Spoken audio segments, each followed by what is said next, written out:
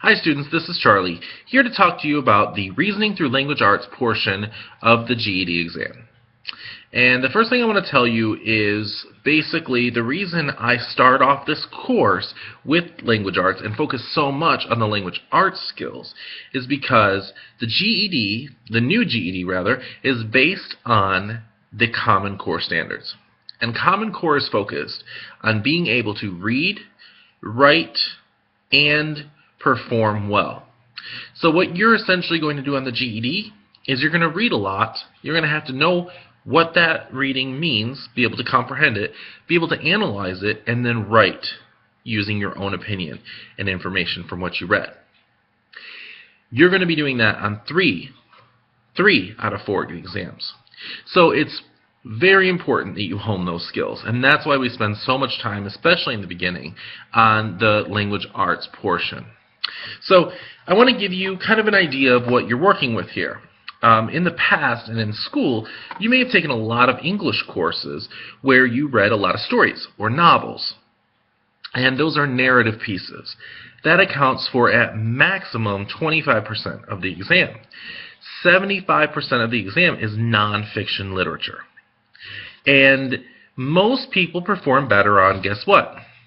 Fiction or narrative literature, which is only 25% of the exam.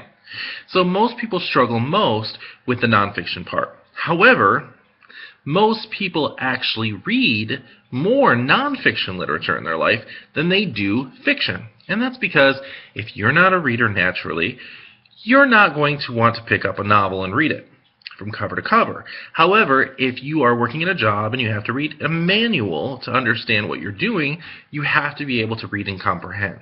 Okay?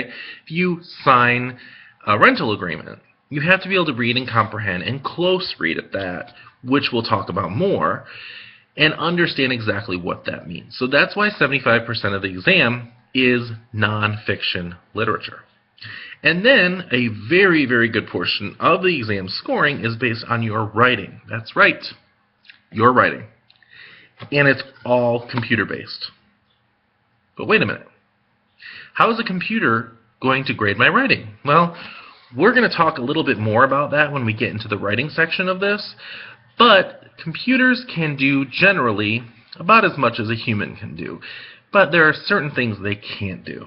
So we're going to talk about how you can use this to your advantage, the fact that it's computer-based grading.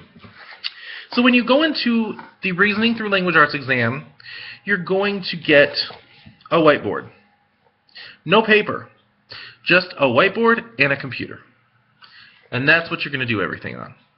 And a whiteboard marker. You're going to use this whiteboard to take notes. So as you're going through this, use your notes section as you would a whiteboard. Okay? That's the best way to go about it. You're not going to be able to highlight or underline or circle things in the text because it's not paper-based. So I'm going to try to give you lessons where I'm going to use just freelance writing style, where I'm going to actually be able to go in there and just freestyle it in my notes as if it were a whiteboard, and try not to teach you too much about circling, highlighting, because you're not going to be able to do that on the exam. So let's get started, and we're going to start with author's purpose, and we're going to move our way into the writing part. Ooh, that's how we're going to end it, because it's the most complex. So as you're going through, remember to take your notes, remember to ask questions, and remember to always download the extras. Okay? We'll see you throughout the course. Have a great day.